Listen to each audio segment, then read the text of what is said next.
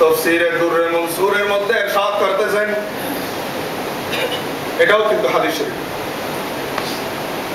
যিকরুল আম্বিয়া ইবাদাতুন ওয়া যিকরুল আউলিয়া কাফারাতুন। সবাই উচ্চ স্বরে বলুন না আলহামদুলিল্লাহ। আল্লামা জালালুল মিল্লাত ওয়াদ দ্বীন আল্লামা জালালউদ্দিন সুয়ুতি রাহমাতুল্লাহ আলাইহি তার কিতাবের মধ্যে লিখতেছেন, যিকরুল আম্বিয়া ইবাদাতুন, আম্বিয়ায়ে কেরামের জিকির করা, তাযকিরা করা, আলোচনা করা, এটা হচ্ছে একটি ইবাদতের অংশ। সবাই উচ্চ স্বরে বলুন আলহামদুলিল্লাহ। ওয়া যিকরুল আউলিয়া কাফারাতুন, এবং আউলিয়ায়ে কেরামের জীবনী আলোচনা করা, আউলিয়ায়ে কেরামের বার্ষিক ফাতিহা করা, ফাতিহা ইয়াজ দুহুম করা, গরিবে নওয়াজকে ইয়াদ করা, গৌসে পাককে ইয়াদ করা, খাজা আব্দুর রহমান চৌরুদিকে ইয়াদ করা, সৈয়দ আহমদ শাস্ত্রী ভুটিকে ইয়াদ করা, আল্লামা হুজুর কেবলা তৈয়ব শাহ রহমাতুল্লাহ আলাইহিকে ইয়াদ করা, গৌসে মজভান্ডারীকে ইয়াদ করা, শাহ আমানত ভাই মুস্তামিকে ইয়াদ করা, শাহ মোহসেন আউলিয়াকে ইয়াদ করা।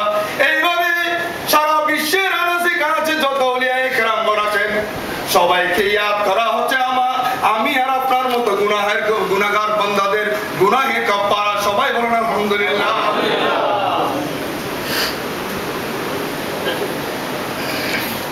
আম্বিয়ায়ে কেরামের জিকির করা হচ্ছে ইবাদত। আমরা যে নামাজ, রোজা, হজ, যাকাত এগুলো যে আদায় করি, এগুলো কি বলেন না? ইবাদত। এগুলো কি? নামাজ, রোজা, হজ, যাকাত, শরীয়তের যত বিধিবিধান আছে সেইগুলো যদি আপনি সহি শুদ্ধভাবে যদি আদায় করেন সেগুলি ইবাদতের অংশ। সেগুলি কি? সেই ধরনের একটি ইবাদত হচ্ছে আম্বিয়ায়ে কেরামের তাযকিরা করা, আম্বিয়ায়ে কেরামের জিকির করা। সবাই বলেন আলহামদুলিল্লাহ।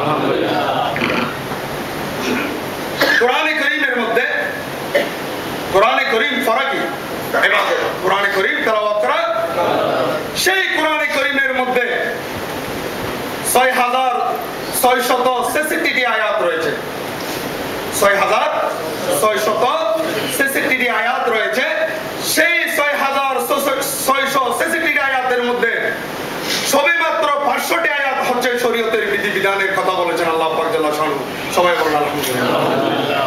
বাকি ৬১৬৬টি আয়াত হচ্ছে যুগে যুগে আল্লাহ পাক জাল্লা শানহু যে আম্বিয়ায়ে কেরামগণকে দুনিয়ার মধ্যে প্রেরণ করেছেন তাদের জীবনী আলোচনা করেছেন। সবাই বলেন আলহামদুলিল্লাহ। এখন বর্তমান অবস্থার মধ্যে যদি কেউ বলে মিলাদুন নবী করা, আম্বিয়ায়ে কেরামের তাযকিরা করা, জীবনী আলোচনা করা বেদাত আর শিরক, তাদের কাছে আমার অনুরোধ থাকবে আপনারা কোরআন শরীফের ৬৬৬৬টি আয়াত থেকে ৬১৬৬টি আয়াত বাদ দেন, আপনাদের মাত্র ফরজ হয়েছে ৫০০টি আয়াত। সেটা বোঝা যাচ্ছে না? যেহেতু কোরআনে কারীমের মধ্যে পুরা কমপ্লিট কোরআনে কারীম হচ্ছে আম্বিয়ায়ে কেরামের জীবনী। সবাই বলেন আলহামদুলিল্লাহ। আর যারা শিরিক করে তাদের জন্য পুরা কোরআনে কারীম নাযিল হয়নি, যেহেতু তারা কোরআন মানে না। যদি কোরআন মানে তাহলে তারা কোনোদিন বলতো না যে আম্বিয়ায়ে কেরামের জিকির করা, মিলাদুন নবী করা বেদাত। ওয়া যিকরুল আউলিয়া কাফারাতুন,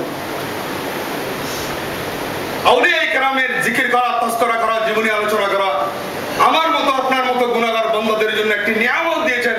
এটা হচ্ছে নিয়ামতে উজমা, যে নিয়ামত আমরা পেয়েছি সাইয়েদনা গৌসে পাক রাদিয়াল্লাহু তাআলা আনহু থেকে, যেই সিলসিলা থেকে, সেই সিলসিলা শুকরিয়া আদায়ার্থে আমরা বলবো আমাদের গুনাহের একমাত্র ওসিলা হচ্ছে সাইয়েদনা গৌসে পাক রাদিয়াল্লাহু তাআলা আনহুর জীবনী আলোচনা করা। সবাই বলেন আলহামদুলিল্লাহ। সেই গৌসে পাক রাদিয়াল্লাহু তাআলা আনহু সিলসিলা আমরা কি করে পেলাম, কিভাবে পেলাম?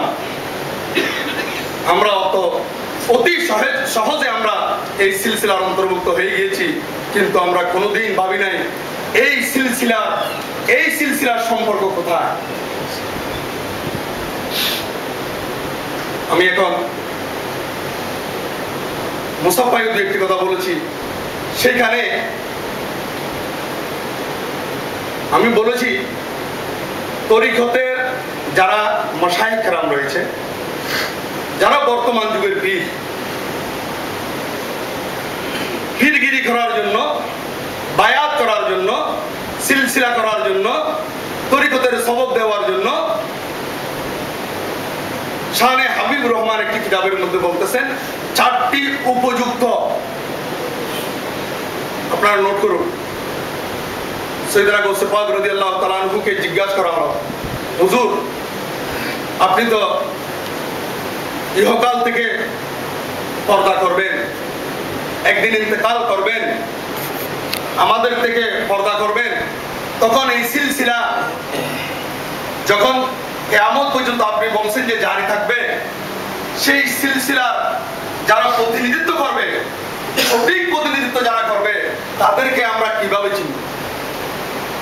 তাদেরকে আমরা কিভাবে চিনব? তখন সাইয়েদনা হুজুর গৌসে পাক রাদিয়াল্লাহু তাআলা আনহু ইরশাদ করতেছেন, যে পীরের কাছে 4টি নিয়ামত পাবে সেই হচ্ছে সঠিক পীর। সবাই বলেন আলহামদুলিল্লাহ। সর্বপ্রথম একটি হচ্ছে জাহেরি এবং বাতিনি। জাহের এবং বাতিন উভয় দুটি এলম যার কাছে পাওয়া যাবে সেই হচ্ছে উপযুক্ত পীর। সবাই বলেন আলহামদুলিল্লাহ। সর্বশেষ আরেকটি নিয়ামত হচ্ছে যিনি পীর হবেন, যিনি সবক দেবেন, সেই পীরের সাথে গৌসে পাক হয়ে শাইন সাহেব মদিনা পর্যন্ত সদরা ঠিক থাকতে হবে। সবাই বলুন আলহামদুলিল্লাহ। এখন আমাদের বাংলাদেশের মধ্যে অনেক পীর দেখি আমরা, মৌসুমী পীরও অনেক আছে। তাদেরকে দেখলে সদরা তো দূরের কথা, জাহেরি বাতিনি এলম কতটুকু আছে তাও আমরা একবার ভেবে চিন্তে দেখতে হবে। গৌসে পাক রাদিয়াল্লাহু তাআলা আনহু বলতেছেন আরেকটি নিয়ামত হচ্ছে তুমি যার হাতে হাত রাখবে, যার হাতে বায়াত গ্রহণ করবে, তার চেহারা দেখার সাথে সাথে আল্লাহ এবং রাসূলের কথা ইয়াদ হতে হবে। সবাই বলুন আলহামদুলিল্লাহ। সেই শাইন শাহ শ্রীকুটের নূরানি বাচ্চাদেরকে দেখুন, চেহারা মুবারক দেখার সাথে সাথে আল্লাহ এবং রাসূলের কথা স্মরণ হয়ে যায়। সবাই বলুন আলহামদুলিল্লাহ। আমার মুর্শিদ করিম আল্লামা হুজুর কিবলা তৈয়ব শাহ रहमतुल्लाह अलैह इरशाद करतेছেন, ये सिलसिला जो है ये शहंशाह गौस पाक का है। ये सिलसिला जो है ये शहंशाह गौस पाक रज़ियल्लाहु ताला अन्हु का डायरेक्ट सिलसिला है। আমরা নিয়ামত পেয়েছি শহনशाह শ্রীকুটের মাধ্যমে। আমরা হুজুর সাইয়েদনা গৌসে পাককে চিনেছি, ফাতিহা ইয়াজদুম চিনেছি, জশ্নে জুলুস ঈদে মিলাদুন নবী পেয়েছি শহনशाह শ্রীকুটের সিলসিলার মাধ্যমে। সবাই উচ্চ স্বরে বলুন আলহামদুলিল্লাহ। আর এখন আমাদের দেশেও অনেক গোসল আজম আছে। হুজুর সাইয়েদনা গৌসে পাক রাদিয়াল্লাহু তাআলা আনহুর একটি কারামতের মধ্যে একটি উজ্জ্বল কারামত আছে নিঃসন্তানকে সন্তান দেওয়া। নিঃসন্তানকে সন্তান দেওয়া, মুর্দাকে জিন্দা করা, মুর্দা কলবকে জিন্দা করা, মুর্দা ব্যক্তিকে জিন্দা করা। শুধু তাই নয়, মুর্দা ইসলামকে জিন্দা করলেন হুজুর সাইয়েদনা গৌসে পাক রাদিয়াল্লাহু তাআলা আনহু। সবাই বলুন আলহামদুলিল্লাহ।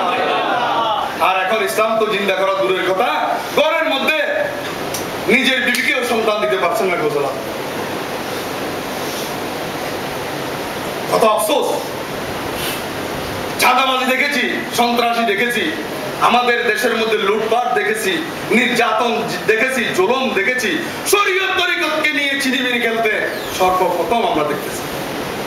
দুঃখের বিষয়, আফসোসের বিষয়। এই আফসোস আমি করতেছি ওই জন্য আজকে হুজুর কেবলার মতো নিয়ামতকে পেয়েছি। আমরা প্রবাসে বসে আবেগের সাথে বলতে হচ্ছে, আজ যারা পার্লামেন্টে গিয়েছে ইসলামের নাম নিয়ে,